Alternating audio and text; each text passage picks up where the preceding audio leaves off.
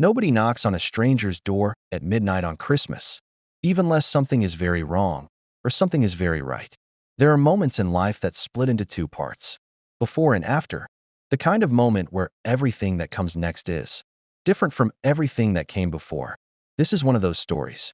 It happened in a small town in Montana, on the coldest Christmas Eve in 11 years, to a woman who had completely stopped believing that anyone was coming to help her. By the end of this story, you're going to feel something. I can promise you that. Her name was Rachel, 36 years old. Blonde hair, she never had time to do anything with anymore, so it usually just sat in a ponytail. Blue eyes that used to laugh a lot. She had grown up in a small town, married her high school sweetheart at 24, and by 27 she had two kids, a boy named Cole, who was 8, and a girl named Ava, who had just turned 6 the month before. Her husband, Marcus, had been a firefighter, 14 years on the job, the kind of man who fixed things without being asked and remembered exactly how you liked your coffee and never once complained about the long shifts or the hard nights. He died on a Tuesday in February. A building collapse. He went in to pull out a family of 4, and the roof came down before he could get back out. He was 38 years old. The family of 4 survived. Marcus did not. After Marcus died, Rachel did what most people do when the worst thing happens. She held it together on the outside. She thanked everyone at the funeral. She nodded when people said he was a hero. She signed the paperwork, sorted the finances, kept the kids in school, made their lunches, helped with homework, attended parent-teacher nights, did everything that needed to be done.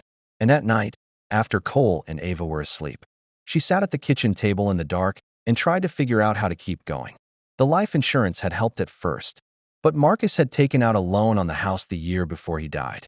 A renovation they had planned together, a bigger bedroom for the kids, a porch where they were going to drink coffee in the mornings when things slowed down.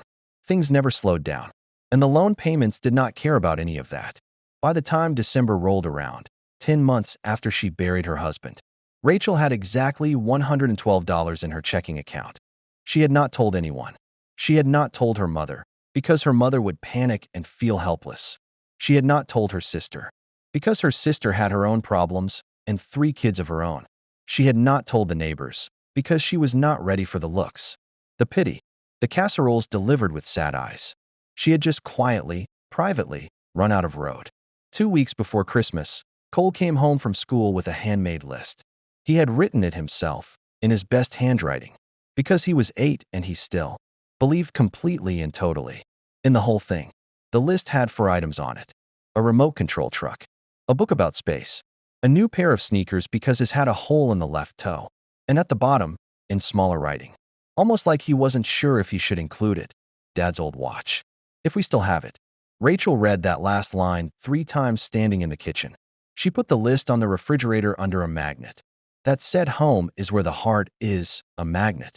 Marcus had bought at a gas station as a joke because he thought it was the cheesiest thing he had ever seen. She looked at that list every single day and felt a little more of herself collapse inward. Ava did not write a list. When Rachel asked her what she wanted for Christmas, Ava thought about it very seriously for a long time and then said, "I wanted to snow enough to build a real snowman. One with a hat." Rachel told her they would see. December 23rd. Rachel sat down with a calculator and her bank app open on her phone. She went through every number twice.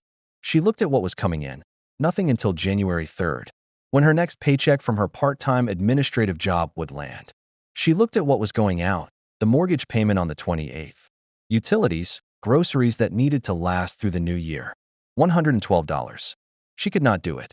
She could not make it work. There was no version of the math that gave her enough room to buy a remote control truck and a book about space and new sneakers. She closed the app, sat very still for a moment, and then she went into Cole's room while he was at school, found his list, and sat down on the edge of his bed and let herself cry for exactly 5 minutes. Then she wiped her face, went back to the kitchen, and started making dinner. That night she told the kids, as gently as she could, that Christmas this year was going to be a little different. That Santa had a lot of families to visit, and sometimes things got complicated. She said it in the careful way parents say hard things, trying to soften every edge while still being honest. Cole nodded slowly like he was trying to understand something. That didn't fully make sense. Ava asked if the snowman was still possible. Rachel said yes. The snow was free. She tucked them in, turned off the lights, walked to her room, and for the first time since Marcus died, she sat on the floor instead of the bed, just sat on the floor with her back against the wall, and felt completely, utterly out of options. She had not spoken to James in almost 2 years. James Calloway was Marcus's best friend since they were 11 years old. They had grown up 3 streets apart, played on the same baseball team, gone to the same high school.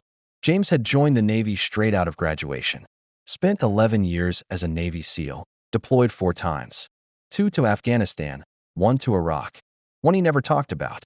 He had come back to Montana 3 years ago quieter than he left, with a scar along his left jaw and eyes that had seen too much and processed not enough of it. He had been at Marcus's funeral. He had stood at the back in a dark coat and not said very much to anyone.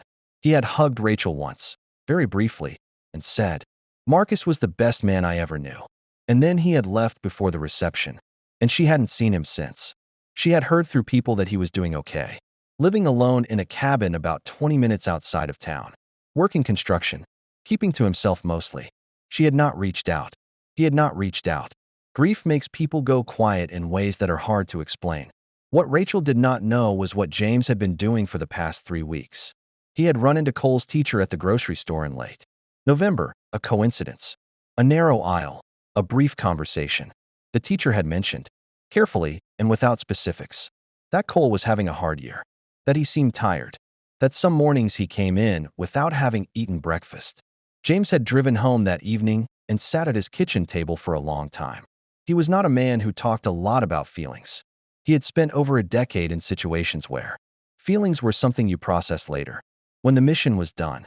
But he was a man who acted. When something needed to be done, he did it. That was the only thing he knew how to be. He had spent the next 3 weeks quietly finding out what Rachel needed. Not from her. He knew she wouldn't tell him. From the town. From the hardware store owner who knew the family. From the school secretary who had known Marcus since he was in 2nd grade. He had put together a picture, piece by piece. The same way. He had once gathered intelligence in places where the stakes were much higher. And on Christmas Eve, at 11:45 at night, he loaded his truck. Rachel was still awake when she heard the knock. She almost didn't answer it. Who knocks at midnight?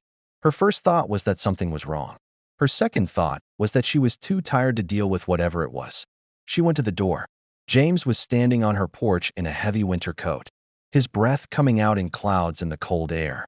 Behind him, his truck was parked in the driveway with the bed full of things covered by a tarp. He looked at her for a second. Then he said, "I know it's late. I'm sorry. Can I come in?" She stepped back from the door without saying anything.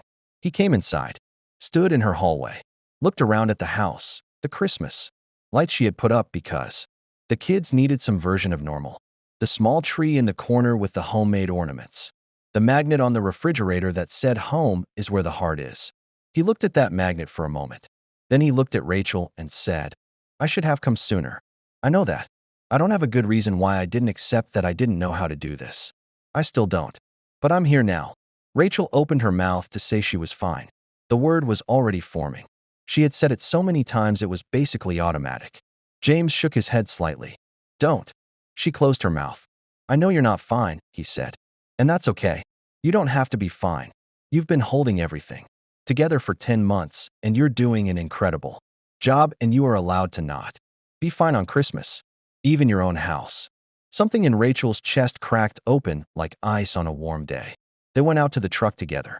Under the tarp, a remote control truck still in the box.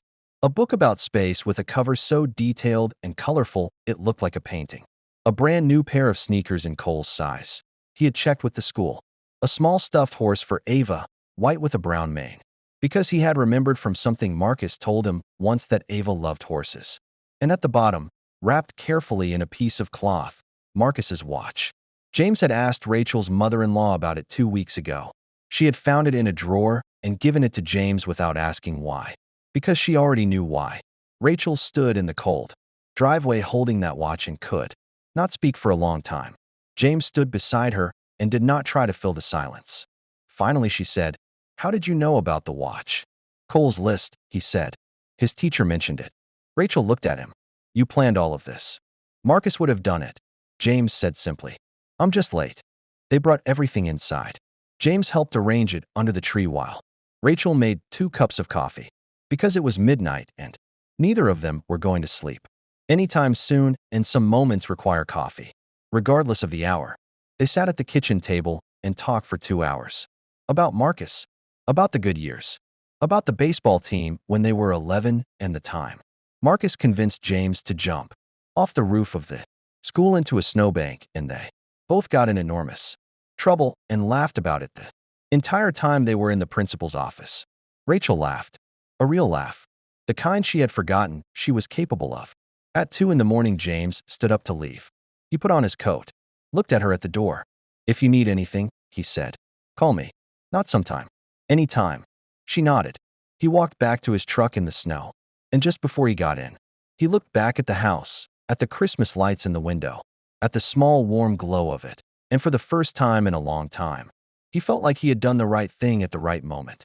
Not perfectly, not without mistakes, but he had shown up, and sometimes that is the whole job. Christmas morning, Cole came downstairs at 6:15 and stopped at the bottom of the stairs. He looked at the tree, at the presents, at the remote control truck with its enormous box, at the book about space. Then he looked at his mother, who was sitting in the armchair with her coffee, watching him. "Santa came," he said. Rachel smiled. "He did." Ava came down 4 minutes later, found the stuffed horse, and named it immediately, Cloud, because it was white and soft, and she had apparently already decided this in her head the moment she saw it. And then Cole found the watch.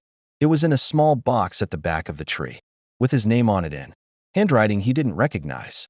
He opened it carefully, held it in both hands, looked at his mother with eyes that were trying very hard not to spill over. "Is this Dad's?" he whispered. "Yes," Rachel said. He put it on his wrist. It was too big. It slid almost to his elbow. He didn't take it off for the rest of the day. Some people spend their whole life waiting to be saved, and some people quietly load a truck in the dark and drive 20 minutes in the cold because they decided that waiting was no longer something they were willing to do. James Calloway didn't fix everything that night.